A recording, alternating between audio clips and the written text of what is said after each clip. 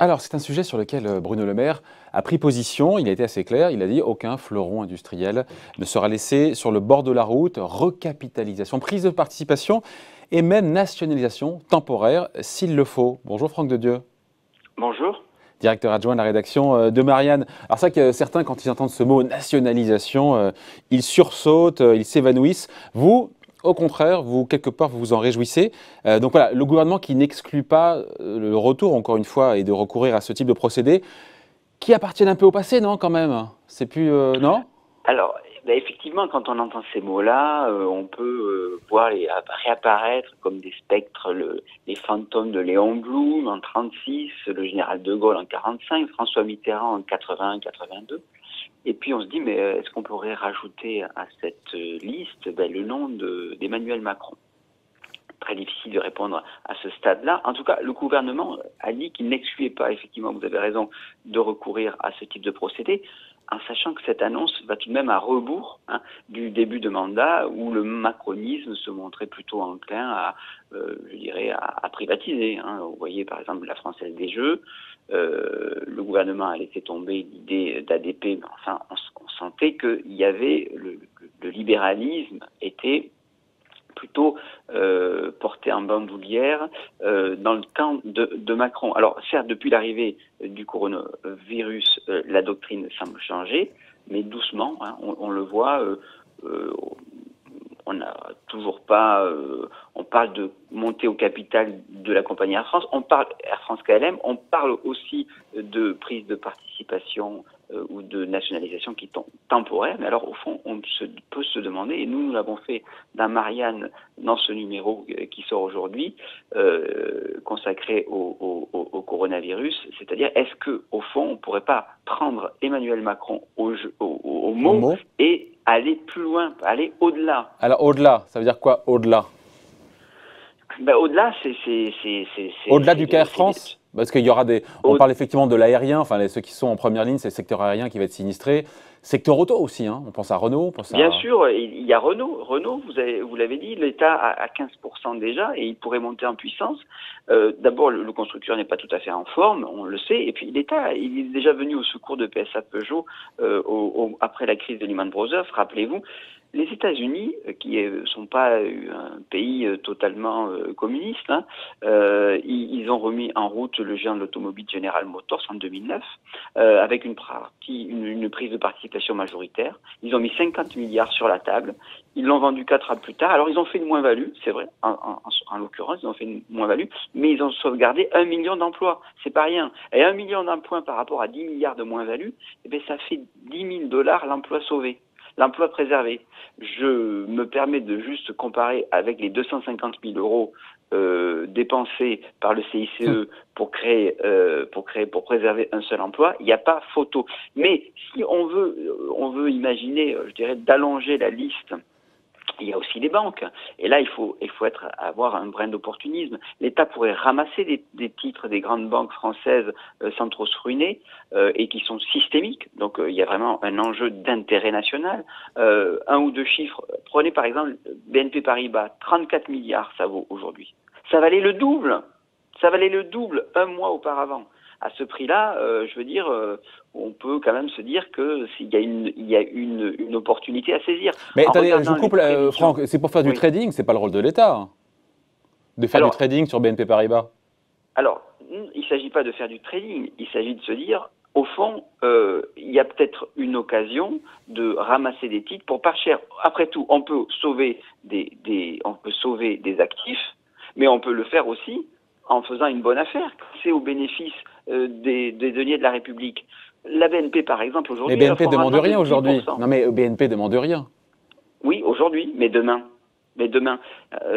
Si vous voulez, si vous me laissez poursuivre sur mon idée d'opportunité boursière, c'est qu'aujourd'hui, elle se paie 5 fois ses bénéfices.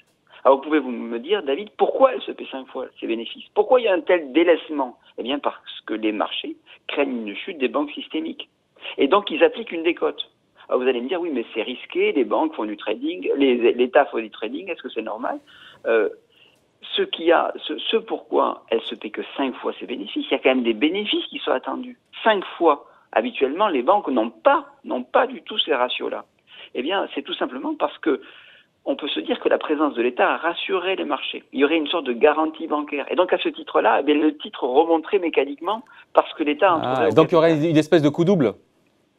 Et c'est ça, il y aurait une espèce de coup double, c'est-à-dire à la fois, de coup triple, si vous me le permettez. Ouais. C'est qu'à la fois, on peut faire l'État peut faire de bonnes affaires boursières, financières. À la fois, il y a quand même l'idée de rassurer les marchés. Ouais, ouais. Hein, et puis aussi, tout de même, dès lors qu'il s'agit de risques systémiques, quelque part, d'agir pour l'intérêt national. Moi, je trouve que c'est assez séduisant. Ouais. Sur le papier, c'est vrai que ça peut paraître séduisant. Il n'y a pas beaucoup d'idéologie derrière tout ça. Ne m'en voulez pas, je vous le dise comme ça. Hein. Non, non, mais pas du tout. Mais je crois pas. Je ne crois pas. Encore une fois, je pris l'exemple américain du temps de la présidence Obama, le Trésor américain.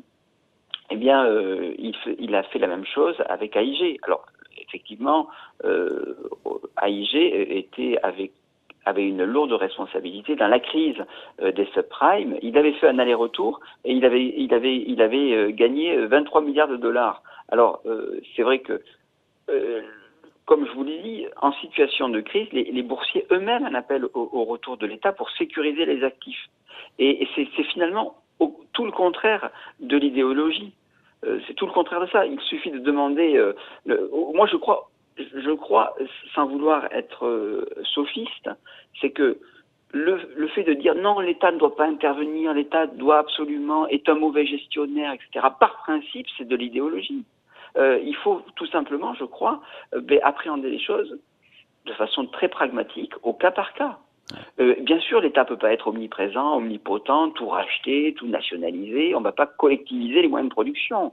Mais il s'agit de se dire, on regarde au cas par cas. Voilà, il y a des. Et la question va se poser pour des fleurons industriels français, selon vous.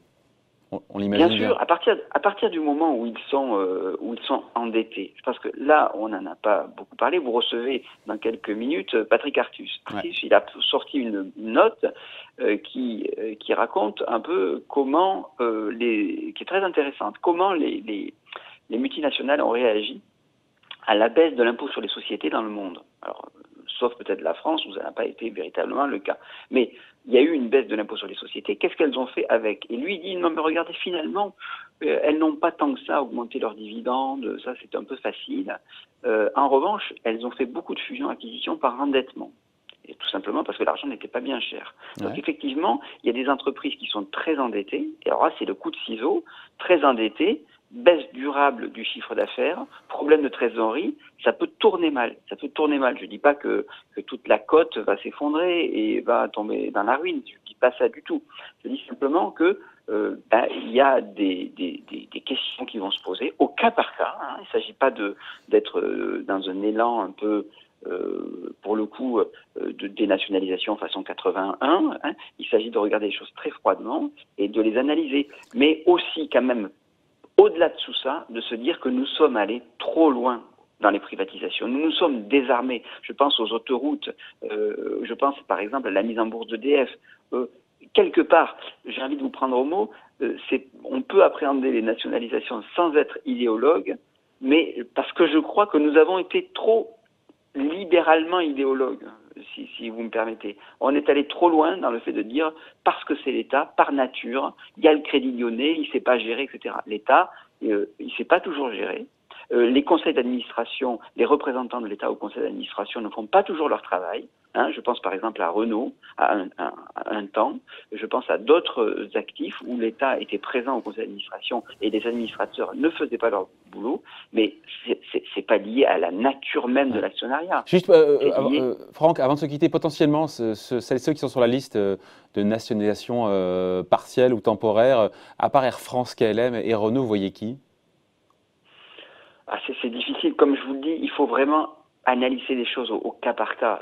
Ça dépendra de la poursuite de la crise, ça dépendra des questions de trésorerie, ça dépendra évidemment du cours de bourse. Ça m'est très difficile, en toute modestie, de dire voilà, c'est vraiment un sujet qui concerne des analystes en vérité. C'est que, justement, si on ne veut pas être idéologue, si on veut regarder les choses de façon pragmatique, il faut voir que tous les cas sont différents et qu'à partir du moment où ça a un contenu, je dirais, systémique, eh bien, il faut se poser la question. À partir du moment où on peut sauver des emplois par milliers, eh bien, il faut se poser la question.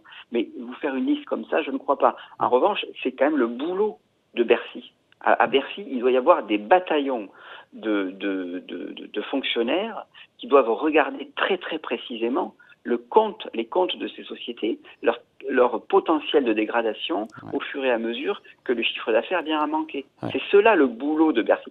Quelque part, la moitié des effectifs de Bercy devraient plancher là-dessus. Enfin, au moins à la direction du Trésor. Je retiens en tout cas ce chiffre, c'est $10 000 par poste préservé aux États-Unis quand Obama sauve General Motors, comparé aux 250 000 € du CICE pour chaque poste préservé. Effectivement, ça fait réfléchir. Hein. Ça fait réfléchir. On va voir la couverture cette semaine de Marianne.